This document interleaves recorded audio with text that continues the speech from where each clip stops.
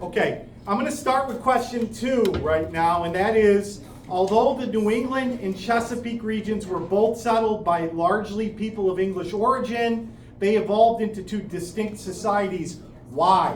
This is a big one. If you're going to get an LEQ from period 1, 2, 3, this is my best guess that it could be. Let me first of all draw the map and show you the geography. New England is here.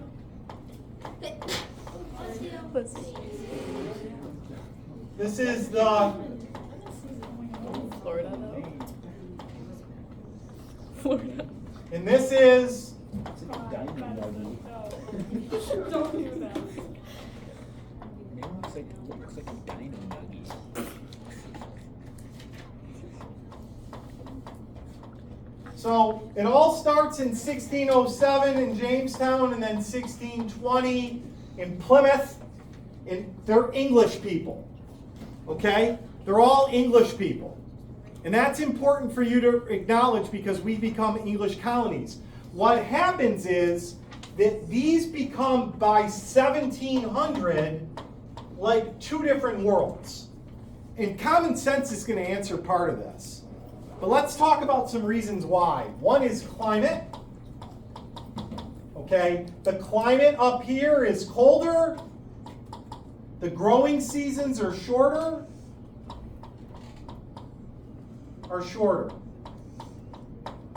Okay, climate is obviously totally different, which I couple that with geography.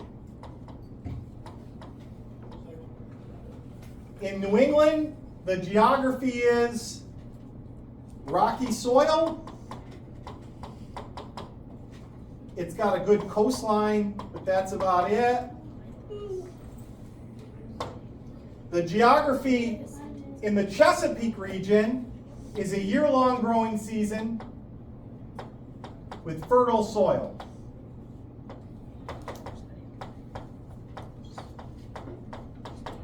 It's warm and humid. What that means is that in this region, economics, tobacco. So economics could be a thesis statement point. So you got 3 prongs for a thesis here, potentially, or you put climate and geography together. Economics is the second one. Tobacco, rice, indigo, that is the economics of this region. The economics of New England, which has to do with climate and geography, is shipbuilding, fishing, stuff like that. The biggest reason of all that they become distinctly different, though, is this word, motive. Motive means reason for coming. The motive. The motive for people coming here was God. They escaped religious persecution. They were pilgrims and Puritans. The motive for people coming from here was money. They were either indentured servants looking for an opportunity, headright system looking to own land eventually, or they were wealthy speculators that were looking for money. Now, both societies, the similarity is that they all encountered some problems feeding themselves and problems with American Indian attacks and conflicts with the American Indians, the natives that were already here. But as far as what made them distinctly different societies, the reasons are the motive and or religion, climate and geography, and then the different economics. That could be an LEQ. That's number 2. Any questions on that one? Yes. Of course. Ta-da.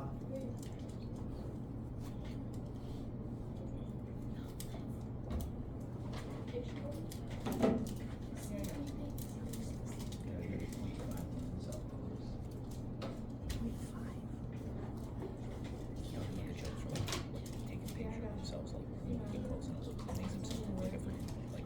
Ready for another one? Like Lamont face. Let's try to do 5 of them today. Let's try to knock off 5 of them. That's ambitious, but let's try. Let's do number 5. Number 5 says, evaluate to the extent. These all sound like thesis statements for LEQs. I mean, like prompt questions for LEQs. Evaluate to the extent that the Articles of Confederation were effective or ineffective in solving the problems that confronted our new nation. So the thesis statement would be the Articles of Confederation were ineffective politically and economically. Here's the key word, allows you to argue both sides. Although there were some effective policies. That is the thesis statement to number 5 if that's the prompt. That is in my opinion, because there's other ways you can do it, but in my opinion, that is the best thesis statement, yes. Can you say that again? The Articles of Confederation were ineffective politically and economically, although there were Some effective policies, which allows you to write about the 3 positives in 5 to 7 sentences. So let's break it down now. What was ineffective politically? What was ineffective economically? And then what was effective? Before we do that, how do you get the context point here? What do you think the lead-in should be in the intro paragraph before this thesis statement? What would you be talking about? On July 4th, 1776. That'd be a perfect the opening Declaration line. of On Independence July was 4th, adopted. 1776, right? And talk about the revolution, maybe the Treaty of Paris, you're going to get into, but build up that we won a war, and now we have to decide how are we going to be a country. And we didn't want to have a country that was just like England, right? Why did we not want to be like England? Because we just fought a war with them. So we set up a very what? Loose confederation. And we quickly learned that the Articles were what? What's the one word you better all know? Weak. You can use that word throughout. And it's weak in body paragraph 1 and 2. And it's not weak in body paragraph 3. So let's talk about weak politically. Intentionally weak. Ready? 1 vote per state. Which means big states like Virginia really got screwed with that metric. Second thing that's weak. Ready for this? It needed 2/3 to pass a law. How do you think that would go today? It wouldn't. Darn near impossible. Nothing would pass. It wouldn't. Third thing, politically weak. It needed unanimous to change. What's that mean? Also impossible. Also impossible. You needed all 13 states' representatives to agree to amend it, which meant that if it was broken, it couldn't even be fixed. There was one Okay? stinking state. Yes. What is it changing? The document itself, like the articles itself. Okay. Like it needed unanimous vote to alter the document, to amend it. Politically weak, what else? What branches of government did they have? Did they have 3? Nope, they only had a what? Legislative. What branches were they missing? Judicial. They had no executive, there was no president, there was no judicial. And then I would explain why that mattered.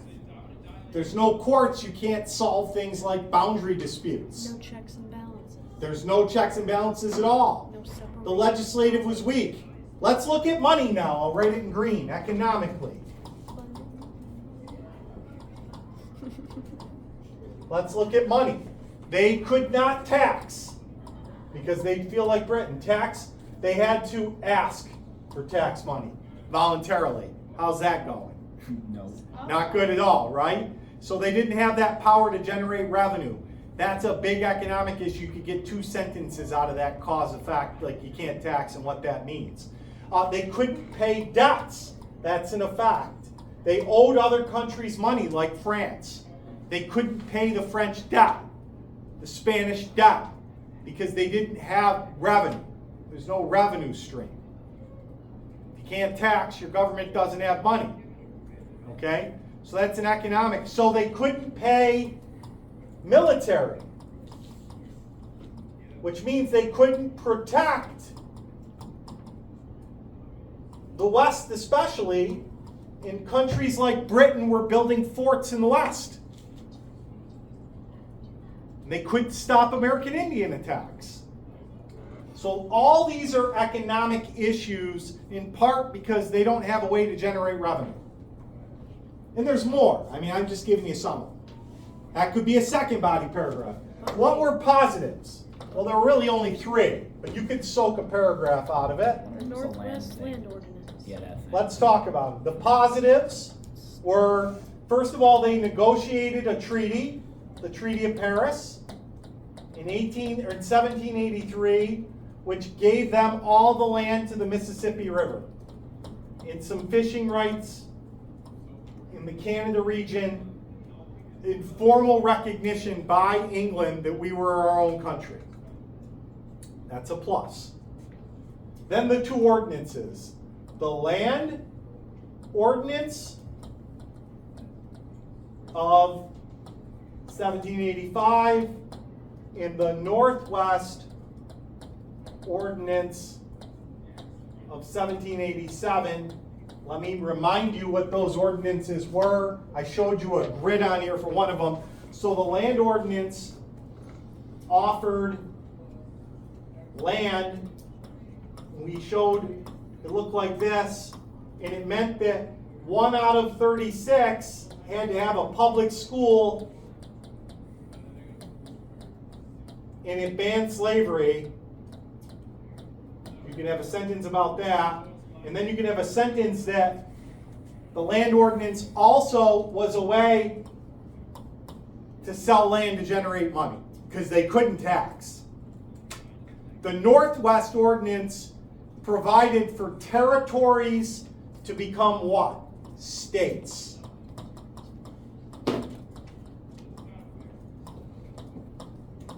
Territories to be states. And these are often coupled together. These are known as these ordinances. These are positives in the Articles of Confederation. Couple things to add to this to spice up your essay that you have to add. One is, this is known as the critical period in U.S. history. 2 is that this leads to, they meet at George Washington's house initially, and then they meet in Annapolis, and then eventually they meet in 1787 in Philadelphia, and this could be in your conclusion, to draft the Constitution itself. And the other thing is, what's the one incident that happened in 1786 that was because of the weakness that was a catalyst? What was this incident? There was a rebellion. I don't remember the name. What is it? Shays' Rebellion. That's that Massachusetts farmer and his friends, they couldn't put it out. The ignorant, restless desperados. And that also led to Philly. Any questions about this? So this is number 5 on your list, about the weakness, the extent of which the articles were weak.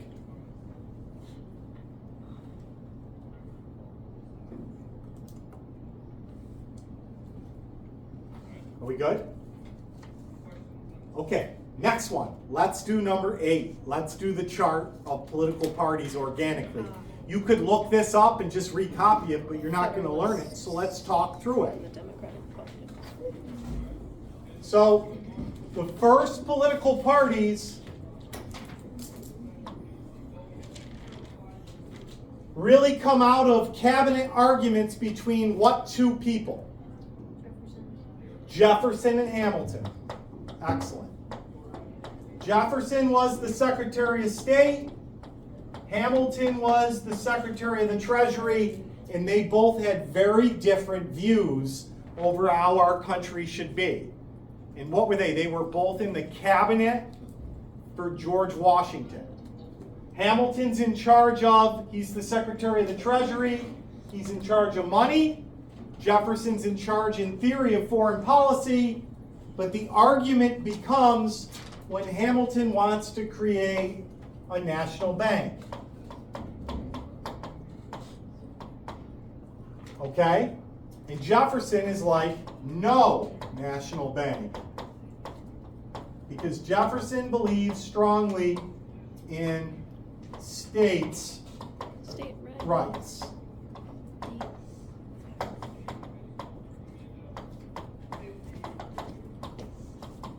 That's federal rights. What are the names of these parties? Who are the Hamiltonians known as? Federalists.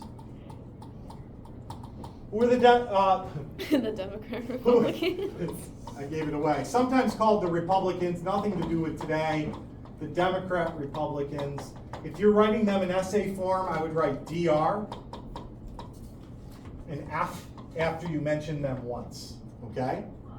Does that make sense? Let's continue now. What is the decade of this? What decade is this? 1790s. Remember, Washington gets elected in 1788, takes office in March of 1789, so his cabinet is going to meet in the 1790s. This is 1790s. Another question. Did George Washington like these two political parties? No, he hated it, and he warned against it in his farewell address, but the toothpaste already came out of the tube. Okay? Now, Jefferson's got a good relationship with what country? They're very pro-French, the Democrat Republicans, so they're very anti-French. The Federalists almost go to war with them. Anti-British and pro-British. They're very anti-British. They have a distaste for Britain and British rule, and they're more pro-British, although that's a little bit of a stretch because we still don't fully trust the British yet. Which one is more the wealthy people? Just from common sense, you'd know where to put them. Hamilton, the Federalists, the rich, the bankers, the merchants. So where's like New York City people then? It's Wall Street. It's Hamilton's people. New York City, Boston, Philly, the coastline with the wealthy houses. What about the frontier and the farmers? Farmers. Agrarian people, the frontier, the West. Right? They're more inclined to be Democrat Republicans. They're more inclined. Jefferson has an agrarian vision of our country. Hamilton has a vision of cities and banks. Hamilton wins. Look what we became. I'm not saying that we still don't farm, but Hamilton wins long term. Hamilton believes in a tariff to protect American business. Hamilton, because that protects New England manufacturing. Jefferson sees the tariff as hurting, a tax on imports is hurting Southern consumers. So they're arguing over everything. And this is where the first political parties evolved. Now, constitutionally speaking, which one likes the 10th Amendment, which is the States' Rights Amendment?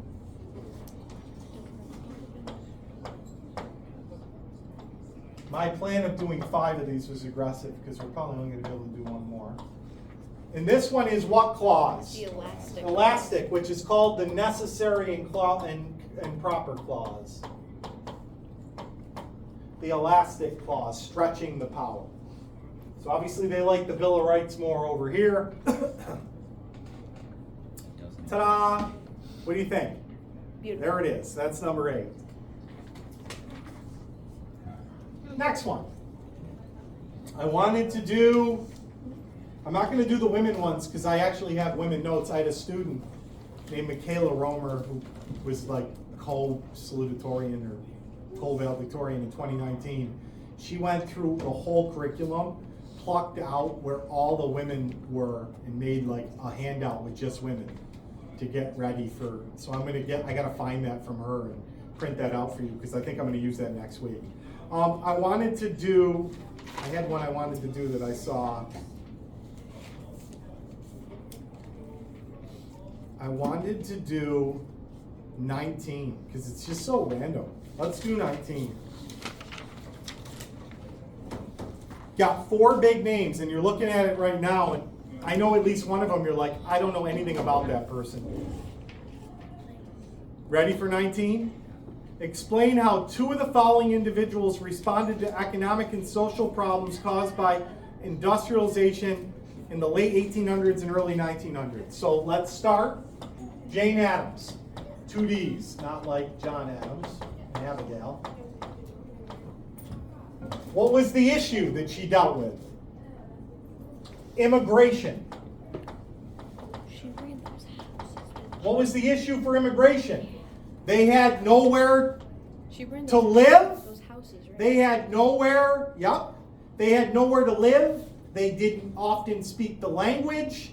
They struggled with transition into American society.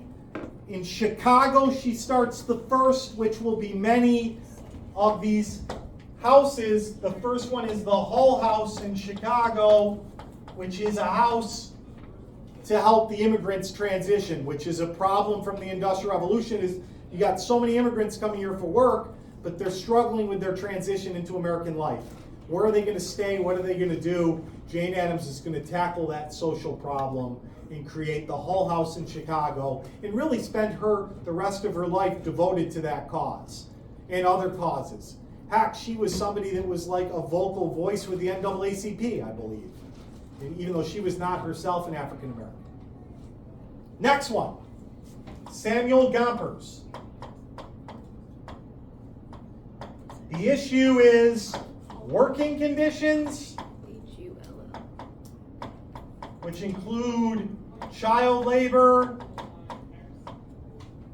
The factories are disgusting, factory life, okay, long hours. And what Samuel Gompers helps do is create what? Alexa, who's Samuel Gompers? Samuel Gompers was a British-born American cigar maker, labor union leader, and key figure in American labor history. Gompers founded the American Federation of Labor and served as the organization's president from 1886 to 1894, and from 1895 until his death in 1924. He promoted harmony among the different craft. Alexa, stop. 38 years, folks, is a long time to be in charge of the biggest labor union and first successful labor union in our country's history. Remember, the Knights of Labor was unskilled labor. It went away with the Haymarket riots in 1886. The American Federation of Labor, which has since merged with the CIO and is still one of the 2 biggest unions in our country, he ran for 38 years, tenaciously changing the narrative for labor unions. Now, after he died, he'd have been thrilled with Franklin Roosevelt, who was a big supporter of unions after his death.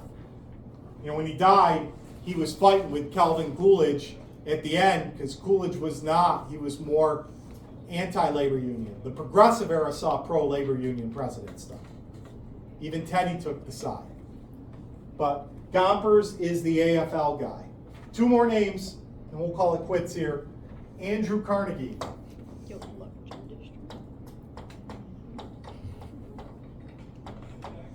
Andrew Carnegie, the issue isn't really an issue, so his name doesn't fit as much. It's not problems, but he made the steel industry efficient in Pittsburgh, Pennsylvania, setting up Carnegie Steel, which he eventually sold, to J.P. Morgan, and it became U.S. Steel. I just want to make sure you guys understand the power of U.S. Steel. U.S. Steel, 100 years ago, 110 years ago, is the equivalent of Google and Apple today. What do I say those companies for? Because those are the blue chip companies. You know, it's like the Apple of its day. U.S. Steel was huge and powerful. And what was it? Well, what he did, Carnegie, was he did something called vertical integration, where he controlled all aspects of the steel industry, and it became a very efficient tool. Now, did it swallow competition? To an extent, but not like Standard Oil and Rockefeller's horizontal integration. Did he become enormously wealthy at the expense of all the poor laborers? Yes. But what did he do with a lot of his money? Philanthropy. He gave it away. Gospel of wealth. Gospel of wealth. He gave his money away to philanthropy. The gospel of wealth. And that's pretty important, in my opinion. Pretty valuable. Last name, easiest one on you. You didn't even read his book, but you still know. Y'all gonna make me lose my mind. Upton Sinclair, Upton Sinclair. That's an old song. Upton Sinclair wrote a book because he was disgusted by what industry? Meat. His issue was meat, particularly the meat packing industry. And so he did a little expose, right? He's the most important what? What do we call him? Muckraker, a term coined by Teddy Roosevelt. His book, The Jungle, had enormous impact. Impact on what? Impact on the meatpacking industry. It led to Teddy Roosevelt reading it, being a vegetarian temporarily, and then pushing Congress to pass the Meat Inspection Act and the Pure Food and Drug Act.